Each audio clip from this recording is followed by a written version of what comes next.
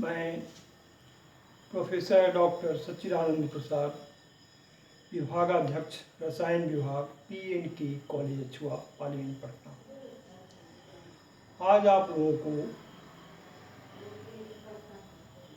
Amino अम्ल और इनका प्रोटीन के निर्माण में क्या महत्व है, इसके बारे में बतलाने जा रहा हूँ। पिछले क्लास में मैंने प्रोटीन के बारे में बतलाया था और पोषण के बारे में बतलाया था। आज मैं ये बतला रहा हूँ कि प्रोटीन जो है बनता है, इसमें जो जो उसके रॉ मटेरियल्स हैं वो किस प्रकार के हैं, किन किन प्रकार के एमिनो अम्लों के मिलने से प्रोटीन बनता है, और मनुष्य के शरीर में प्रोटीन जैसे कैसे एडजस्ट होता है।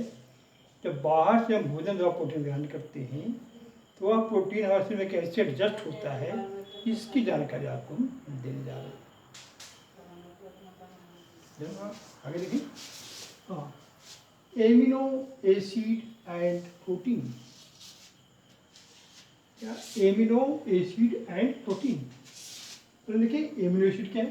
एमिनो एसिड वह कार्बनिक पदार्थ जिसमें एमीन NH2 और कार्बोक्सिलिक अम्ल COH दोनों समूह पाया जाता है, एमिनो अम्ल कहलाता है। वैसा कार्बनिक यौगिक जिसमें COOH कहते हैं कार्बोक्सिलिक अम्ल समूह, और NH2 जिसे कहते हैं एमिनो अम्ल समूह, एमिनो समूह। तो एमिनो ग्रुप और कार्बोक्सिलिक ग्रुप दोनों अगर किसी कार्बनिक ग्रुप में उपस्थित हैं तो उनको हम कहेंगे कि यह एमिनो एसिड है। जैसे यहाँ जो है यह है अल्फा एमिनो प्रोपायनिक एसिड। इस कंपाउंड में COOH कार्बोक्सिलिक समूह है और NH2 एमिनो समूह भी है। तो ये जो है इसको हम एमिनो एसिड कहेंगे, जिसमें एमिनो ग्रुप भी है और कार्बोक्सिलिक समूह भी है। इसको हम कहेंगे कि दोस्तों एमिनो अम्ल है। अब क्या है, एमिनो अम्ल जो है उसमें NH2 समूह कार्बन श्रृंखला की किस कार्बन पर उपस्थित है, इस आधार पर तय होगा कि वह किस प्रकार का एमिनो अम्ल होगा। जैसे देखिए यहाँ देखिए, एमीन समूह NH2 की कार्बन श्रृंखला पर स्थान के आधार पर अल्फा, बीटा, गामा और डेल्टा एमिनो अम्ल में वर्गीकृत किया गया है। जैसे कि यहाँ पर CH3 CHNH2 COH, alpha carbon पर NH2 है, इसलिए इसका नाम क्या होगा? Alpha amino propionic acid.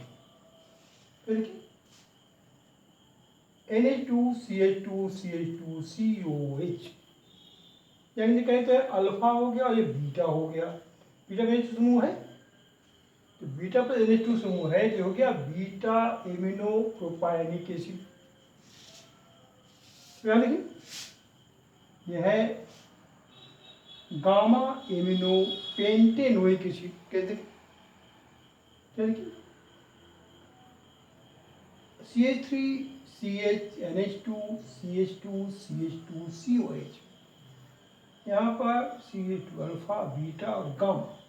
Top NH2 है, इसलिए कहेंगे इसको कि गामा एमिनो पेंटेनोइक एसिड है। यानी NH2 CH2 CH2 CH2 CH2 COH, इसको हम कहते हैं क्या? डेल्टा एमिनो पेंटेनोइक एसिड, क्योंकि इसमें डेल्टा पोजीशन पर NH2 समूह उपस्थित है। ठीक है,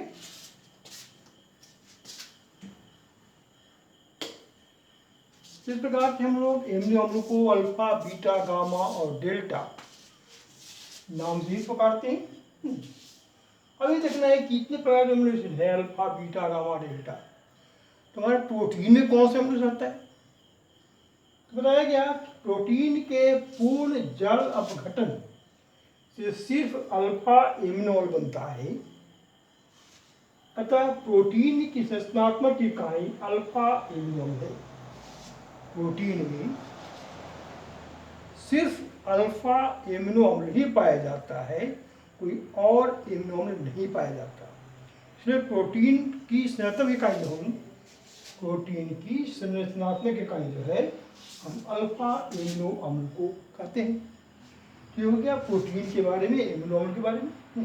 अब देखें हम लोग कि अल्फा एमिनो अम्लों को किस प्रकार से वर्गीकृत किया गया है। Classification of alpha amino acid. Amino अम्ल में उपस्थित NH2 और COOH समूहों की संख्या के आधार पर अम्लीय, क्षारीय एवं उदासीन एमिनो अम्ल में वर्गीकृत किया गया है। अब क्या है, कोई एमिनो एसिड में या अल्फा एमिनो एसिड में NH2 ज़्यादा है तो क्षारीय होगा, यदि NH2 कम है, COH ज़्यादा है तो अम्लीय होगा। यदि किसी कंपाउंड में एमिनो एसिड में NH2 और COH दोनों समान संख्या में है तो वैसे क्या होगा, वो उदासीन एमिनो एसिड होगा। क्या देखिए तो एग्जाम्पल दिखाएं। अम्लीय एमिनो इसमें COH समूह की संख्या NH2 समूह से अधिक होती है। NH2 कम होता है, COH ज़्यादा होता है, तो हो गया क्या, अम्लीय एमिनो अम्ल। यहाँ पर देखिए COH, CH2, CHNH2, COH का नाम है एस्पार्टिक एसिड। का नाम क्या है, एस्पार्टिक एसिड। इसमें क्या है, यहाँ COH एक वो यहाँ है, वो यहाँ दो है, नहीं कार्बोक्सिलिक कम समूह यहाँ पर दो गो है, एक यहाँ है, क्या है, और NH2 क्या है, NH2 एक गो है। तो NH2 जो है क्षारीय प्रकृति का होता है और COOH जो है वो अम्लीय प्रकृति का होता है। तो अम्लीय प्रकृति का जो मूलक है वो दूगो है, क्षारीय वाला एक गो है। तो कहेंगे इसको कि ये अम्लीय अल्फा एमिनो एसिड है, इसका नाम है एस्पार्टिक एसिड। क्षारीय एमिनो अम्ल इसमें NH2 की संख्या COOH से अधिक होती है, NH2 से ज़्यादा होती है और COOH कार्बोक्सिलिक कम समूह की संख्या कम होती है। तो क्या होगा, क्षारीय एमिनो अम्ल होगा। क्या देखिए NH2 CH2O4 CHNH2 COH। इस कंपाउंड में एमिनो समूह दो है, एक यहाँ है और कार्बोक्सिलिक समूह ये वो है, COH है। तो क्या कहेंगे, इसको हम क्षारीय एमिनो अम्ल कहेंगे। एग्जाम्पल क्या है, NH2 CH2O4 CHNH2 COH नाम है लाइसिन। लाइसिन जो है वो बेसिक एमिनो एसिड है, जबकि एस्पार्टिक एसिड तो एसिडिक एमिनो एसिड है। पहले न्यूट्रल है, उदासीन एमिनो अम्ल, इसमें NH2 और COH समूह की संख्या बराबर होती है। जैसा अल्फा एमिनो अम्ल जिसमें COOH और NH2 समूह दोनों बराबर संख्या में है, तो हम कहेंगे कि यह उदासीन एमिनो अम्ल मतलब न्यूट्रल एमिनो एसिड है। देखिए यहाँ पर NH2 CH2 COH तो नाम है ग्लाइसिन। ग्लाइसिन में एक NH2 है और एक COH है, मतलब क्षारीय अम्लीय समूह समान संख्या में है। क्या हुआ, एक उदासीन एमिनो अम्ल हो गया। ये हो गया एमिनो अम्लों का वर्गीकरण। अब क्या हम लोग एक इसमें रिएक्शन होता है या बॉन्डिंग फॉर्म होता है, पेप्टाइड बॉन्ड बनता है, तो वहाँ पर एमिनो अम्ल जो है वो ज्विटर आयन बनाता है। मतलब क्या, यदि एमिनो अम्ल को जल में घुलाया जाए तो जल में घुलने पर COOH समूह का H+ है, NH2 समूह के N पर चलाता है। ऐसा अगर यहाँ पर तो एक माइनस हो जाएगा, यहाँ पर प्लस हो जाएगा। देखिए RCH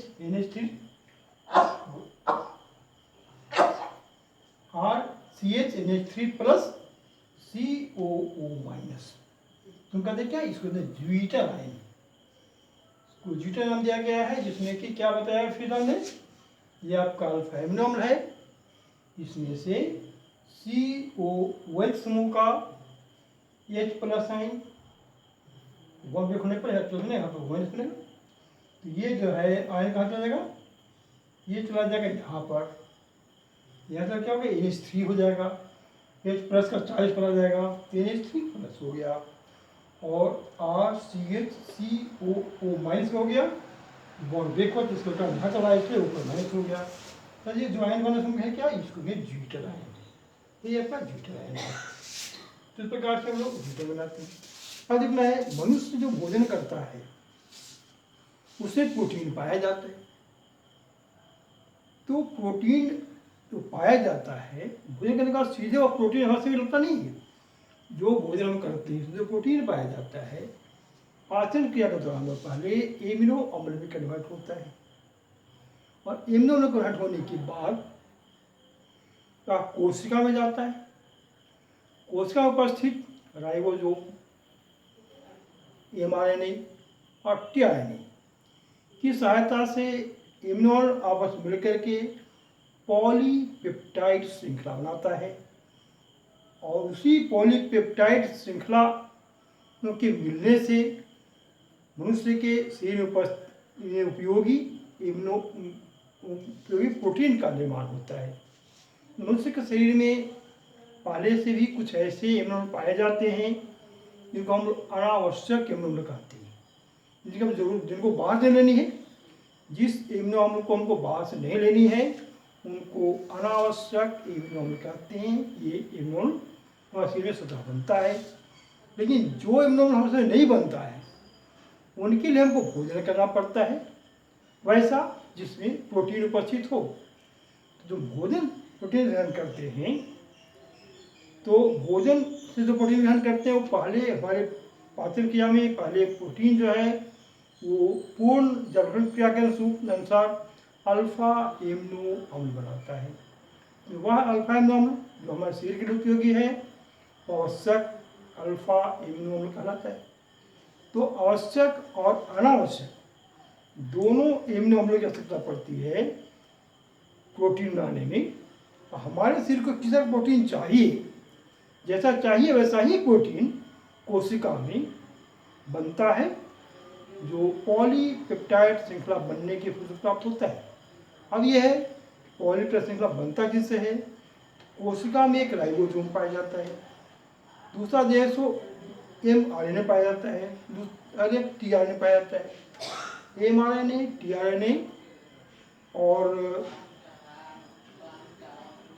राइबोसोम की सहायता से कोशिका में पेप्टाइड बॉन्ड बनता है, और पेप्टाइड बॉन्ड से पॉलीपेप्टाइड बनता है, श्रृंखला पॉलीमर बनता है।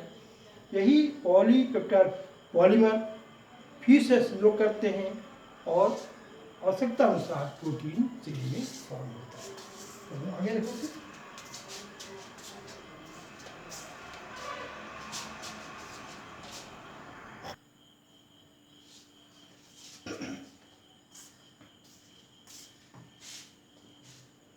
हाँ तो अब तक हमने पढ़ा आवश्यक एमिनो अम्ल और अनावश्यक एमिनो अम्ल। आवश्यक एमिनो अम्ल वो है जो हमको भोजन द्वारा प्राप्त होता है, और अनावश्यक एमिनो अम्ल वो है जो शरीर में स्वयं निर्मित होता है। तो जब प्रोटीन का फॉर्मेशन होता है तो आवश्यक और अनावश्यक दोनों अल्फा एमिनो अम्ल की आवश्यकता पड़ती है। यदि हमारे शरीर में आवश्यक एमिनो अम्ल नहीं है तो हमें भोजन लेना पड़ेगा, और भोजन से प्राप्त होने वाला एमिनो अम्ल जो है वह और अनावश्यक एमिनो दोनों मिल करके प्रोटीन का फॉर्म करता है, जिससे प्रोटीन बनता है कहाँ, कोशिका में राइबोसोम, mRNA और tRNA के सहयोग से पहले पॉलीपेप्टाइड श्रृंखला बनता है, और पॉलीपेप्टाइड श्रृंखला मिलकर के प्रोटीन का फॉर्मेशन करती हैं।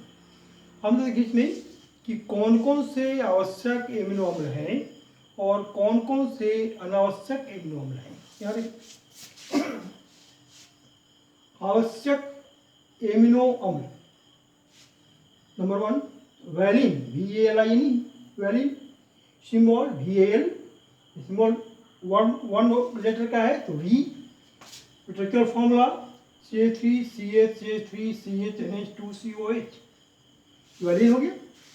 ल्यूसीन, LEUCINE, ल्यूसीन, सिंबल हो गया LEU, और ये एल शो करते हैं, 1 लेटर सिंबल एल हो गया। CH3 CH CH3 CH2 CH CH2 COH, ये हो गया leucine,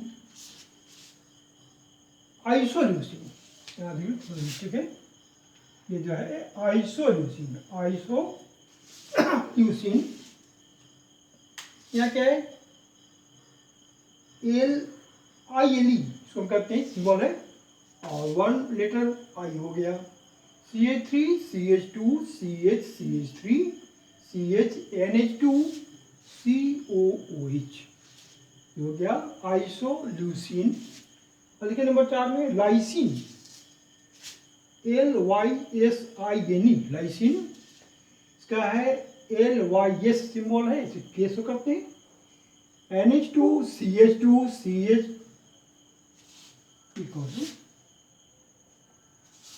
NH2 CH2 CH2 whole 3 CH NH2 COH, ये इसका जो है फॉर्मूला हुआ किसका,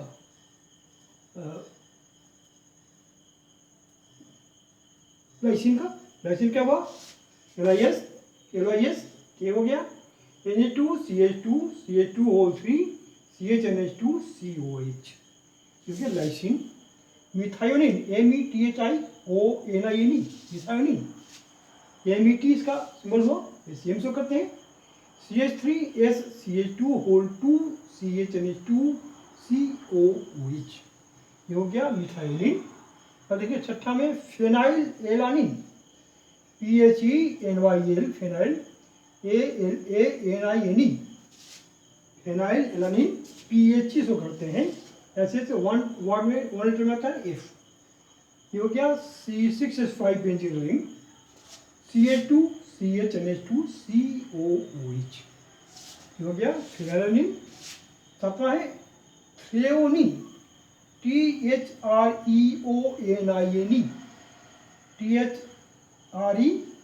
THREONINE, THR इसका सिंबल हुआ, ऐसे शो करते हैं, ये हो गया क्या, CH3 CHOH CH NH2 COOH। और ये हम ट्रिप्टोफेन, TRIPTOPHANE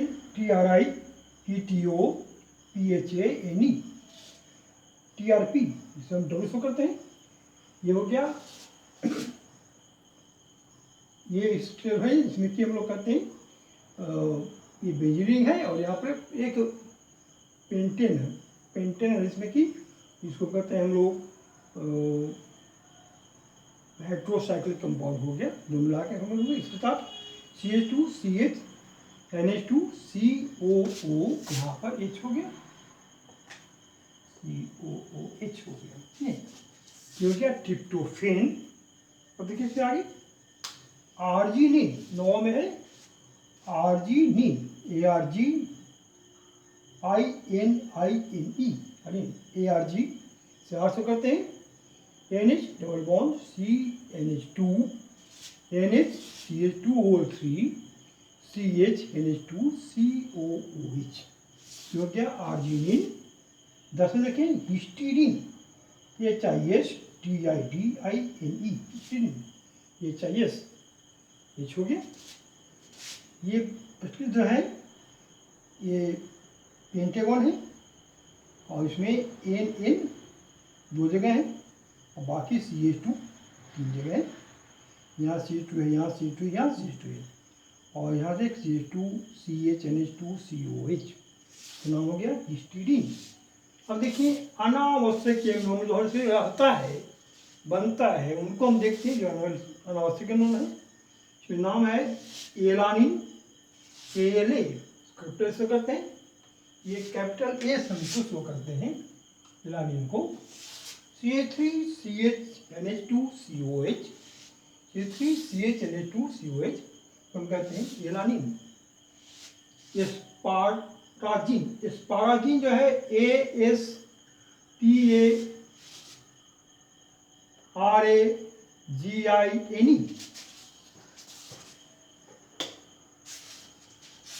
बताया गया ASPARAGINE, एस्पारागिन को ASN से करते हैं। यह है ASN, कौन कैपिटल ए से करते हैं, ये हो गया NH2CO CH2CH NH2COH, नाम है स्पाराकीन। अगला है स्पार्टिक acid, ASPARTIC, स्पार्टिक ACID acid. ASP से करते हैं, इसका सिंबल है D।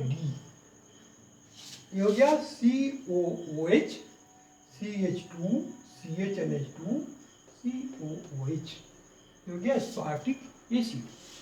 देखिए साइस्टीनिन, साइस्टीनिन है क्या है, CYS, इसको C से करते हैं, तो C से इसको शो करते हैं SH CH2 CHNH2 COOH, ये हो गया आपका साइस्टीन। देखिए अगला पांचवा में ग्लूटामिक एसिड, ग्लूटामिक एसिड हम Cl यूज करते हैं, स्मॉल E है, तो COOH CH2O2 CHNH2 COOH का नाम है ग्लूटामिक एसिड। छठा में ग्लूटामीन, GLUTAMINE, ग्लूटामीन हम GLN से करते हैं, इसका सिंबल है Q। NH2CO CH2O2 CHNH2 COOH, यह है ग्लूटामीन। अगले सातवां में ग्लाइसिन, GLYCINE, ग्लाइसिन, ये GLY हो गया, सिंबल G हो गया। NH2CH2COOH, ग्लाइसिन हो गया। सबसे सिंपल अल्फा एमिनो एसिड है। Proline, PROLINE, PRO symbol P हो गया, NH2CH2CH2CH, इसका नाम है प्रोलीन। नाम है सेरिन, ACR, तो इससे करते हैं OH CH2CHCOH NH2। दसवां है टाइरोसिन, TYR, तो वाइस करते हैं OH CH5 benzene CH2 CHNH2 COH, हो गया टाइरोसिन। इस प्रकार से हमने इम्यूनो अम्ल के बारे में देखा, अनावश्यक आवश्यक इम्यूनो अम्ल का नाम, सूत्र, सिंबल भी देखा, और प्रोटीन कैसे बनता है बॉडी में, हम जैसे में प्रोटीन बाहर से आता है भोजन द्वारा, वो किस प्रकार से फिर प्रोटीन कन्वर्ट होता है, व्यवस्था के उपयोगी होते हैं, ये सारी बातों की जानकारी हमने भी देखा। तो ये अगर आपको वीडियो पसंद आता है, समझ में आती है, तो बहुत अच्छी बात है। और मेरा आपसे रिक्वेस्ट है कि मेरी चैनल सच्चिदानंद प्रसाद को अवश्य सब्सक्राइब करें तथा पसंद आने पर लाइक भी करें और शेयर भी करें अपने दोस्तों के बीच, ताकि और लोग इसे जान सकें। धन्यवाद।